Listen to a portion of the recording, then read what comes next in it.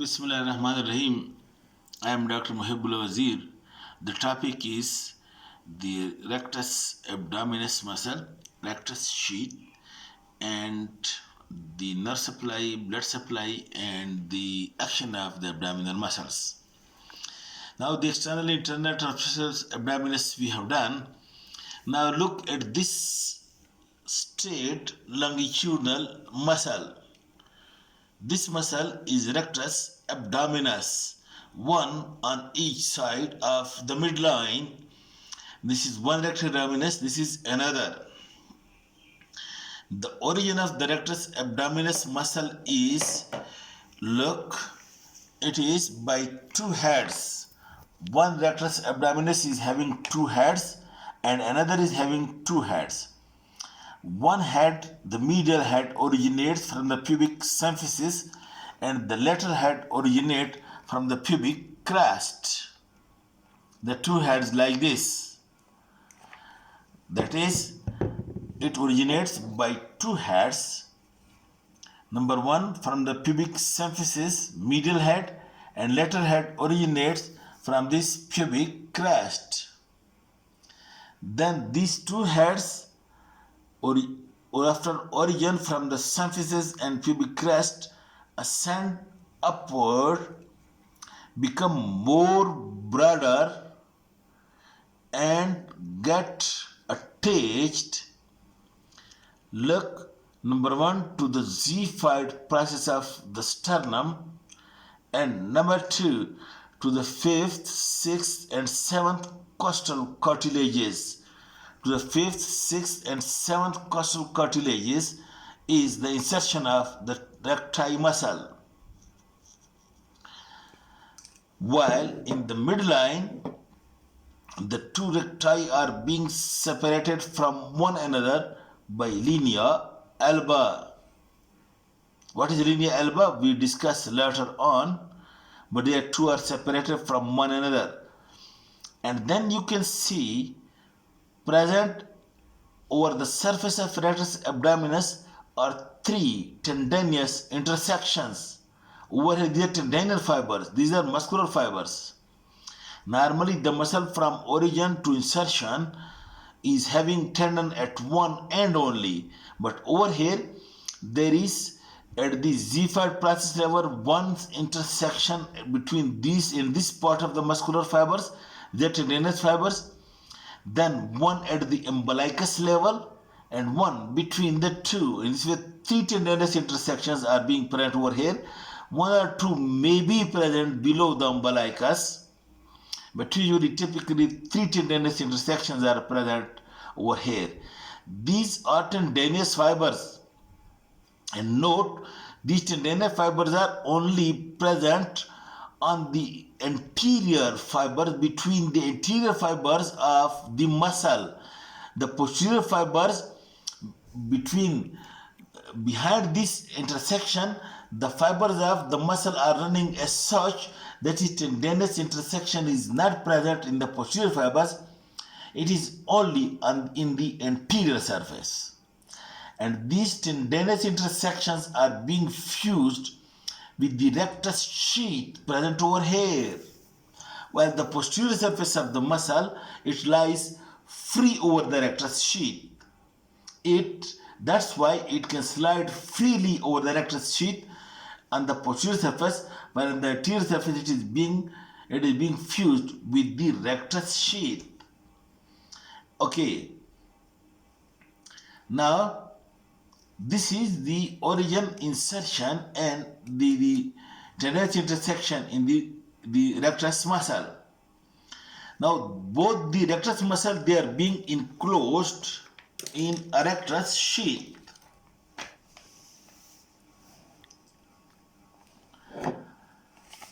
The two recti, they are being enclosed in the rectus sheath.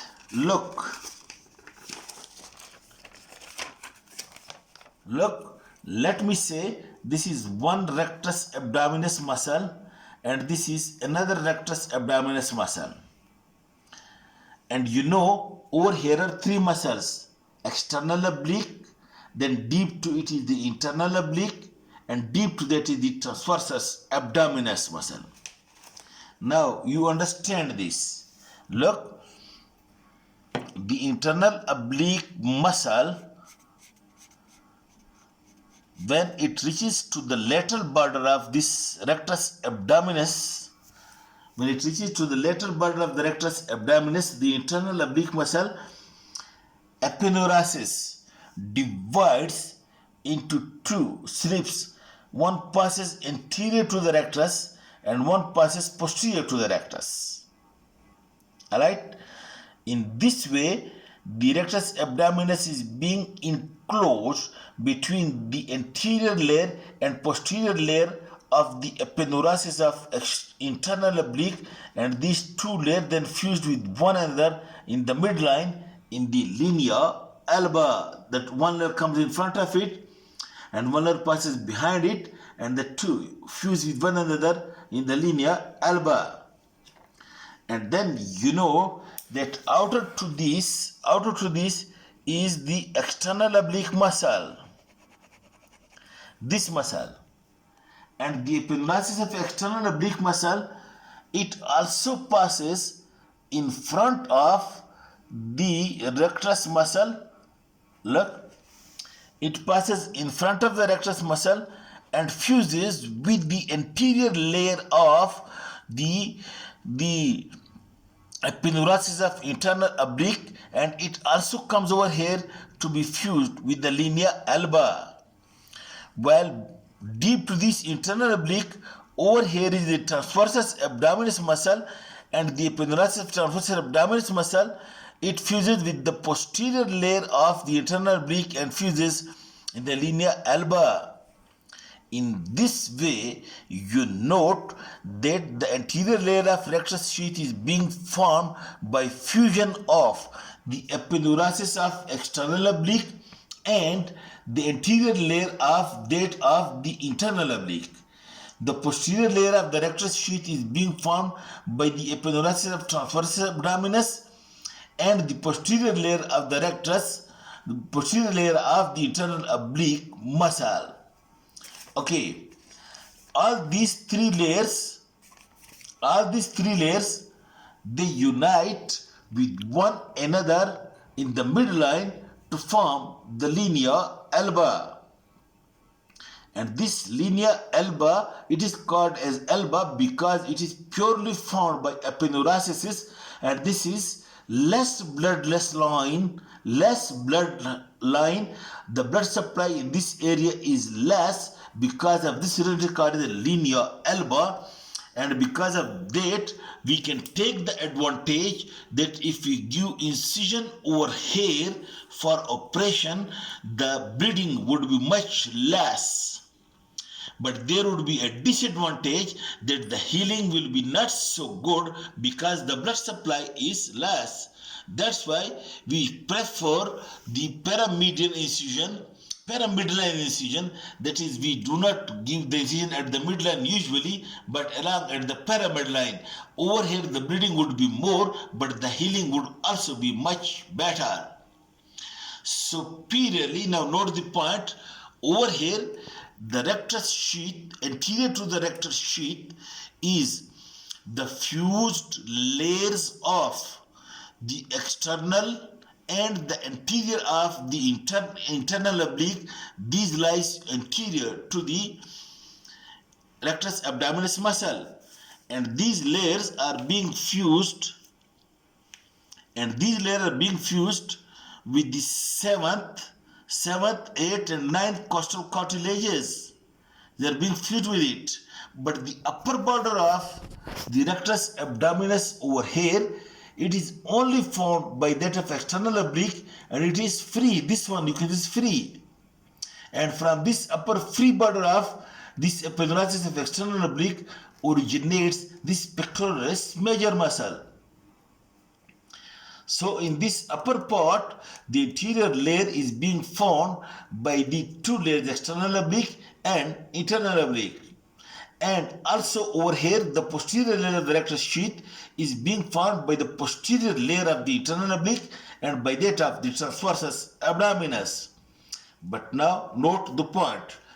below the umbilicus, what happens that all the three layers passes anterior to the rectus muscle. Look, below the umbilicus, look, this is transversus muscle, this is internal, and this is external. All the three layers passes anterior to the rectus abdominis, and there is no posterior layer. And what happened now, understand this, the posterior layer,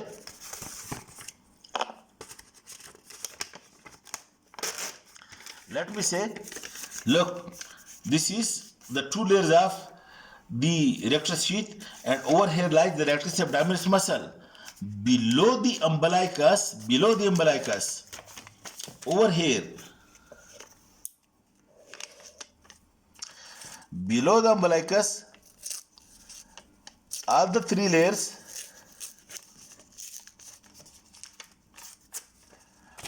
below the umbilicus, all the three layers finishes over here, and that's why below the umbilicus, look, this is the anterior layer, this is the posterior, but below the umbilicus there is no posterior layer. Anterior layer is still present over here, but no posterior layer, and the posterior layer ends in a semicircular line which is called as arcuate line, or also called as semicircular line of Douglas. This line you can see over here.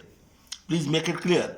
Look, this is the anterior layer, and we have removed the anterior layer from over here, and the posterior layer ends over here. You can see in a semicircular line, and this semicircular line of the lower end of this posterior layer, this is called as arcuate line or semicircular line of Douglas. And the inferior epigastric artery and vein, it passes from over here, from this arcuate line, filter into the rectus sheath. Look like this. You can see this is the inferior epigastric artery and inferior epigastric vein, and from above is coming the superior epigastric artery and superior epigastric vein. Alright. And at the lateral border, of the rectus sheath over here, if you look in a living body, and if he is a proper muscular man, also there will be a line around this lateral border of the rectus abdominis muscle, that is called a semicircular line at the lateral border. While when the rectus abdominis muscle contracts, the muscular fiber between this tendinous section, this bulge out, you can see it, while this line also over here, a grooved line, you can see it over here. Now you look at this diagram. This is the linea alba, and this line which you can see over here, this is this line. Is it clear? This line which you see over here at the lateral border of the rectus, that is the semicircular line, while over here these are the muscular fibers which have bulged out or concentrated out, and this is the upper border of rectus sheath from which this pectoralis major muscle originates. Okay, then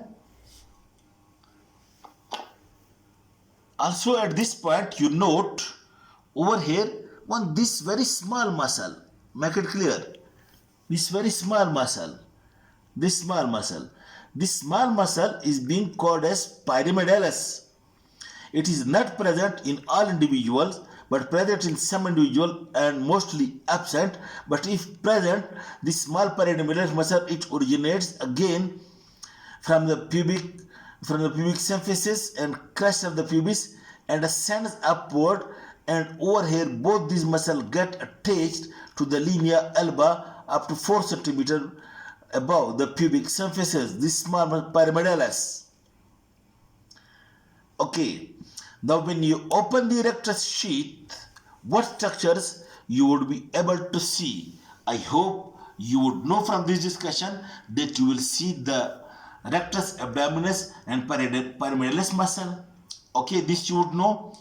then you would be also able to see,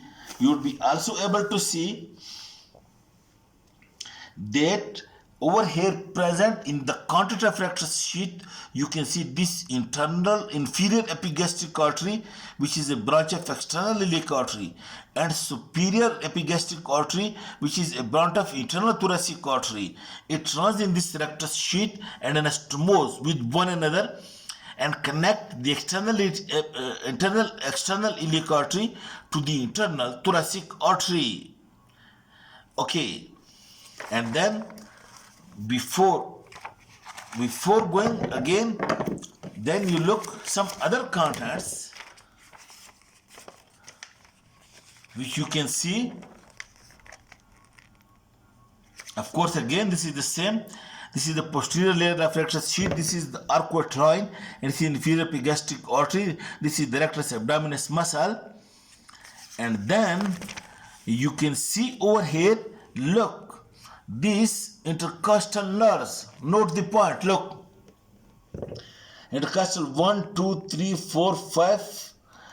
Intercostal 1, 2, 3, 4, 5, and then these nerves. Look over here, the thorax finishes, and these lower 6 intercostal nerves and the last subcostal nerve, when coming out of this costal cartilages, look, it immediately, these nerves enters into the abdominal wall running between the internal oblique and transversus abdominis, and ultimately all these nerves, after supplying these external, internal and transversus muscles, these enters into the rectus sheath, and they are the contents of the rectus sheath and supplies the rectus abdominis and pyramidalis, and then over here gives the cutaneous branches to the anterior abdominal wall. In this way, the contents are rectus abdominis, pyramidalis, the 2 arteries, and the lower 6 intercostal nerve,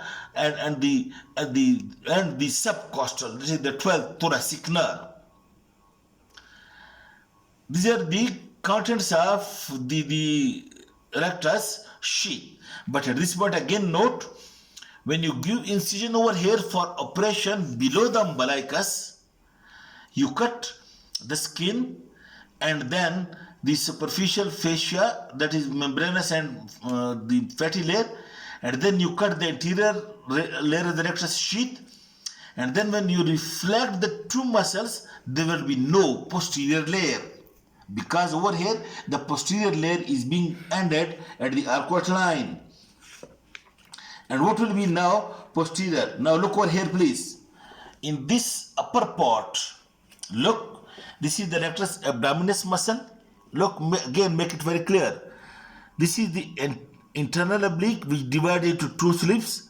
One passes anterior, one passes posterior. And this is transversus, it passes posterior. And this is external oblique, which passes anterior. And then behind the transversus abdominis muscle, there is a fascia deep, which is called as fascia transversalis. And then deep to the fascia transversalis is a loose connective tissue. And then deep to that is the peritoneum.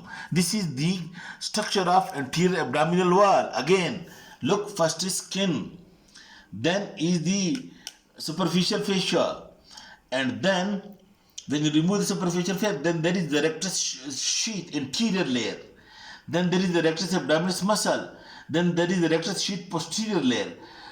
Deep to the rectus sheath posterior layer is the fascia transversalis. Then deep to that is the extraperitoneal loose connective tissue. And then deep to that is the peritoneum. While below the umbilicus, look, the anatomy becomes like this. Look, this you can see, this is the skin. This is a fatty and membranous layer of superficial fascia. Then all the 3 layers of the internal, the transversus, internal and external oblique, all passes superficial to the rectus abdominis, and then only posterior to the rectus is the fascia transversalis, the extraperitoneal loose connective tissue, and the peritoneum. So immediately when you reflect the muscle, you will reach to the extraperitoneal tissue and the peritoneum. This will be the anatomy. Okay, I think it is sufficient about the rectus sheath. Now the next topic would be now the nerve supply and the action of the abdominal muscle. Thank you.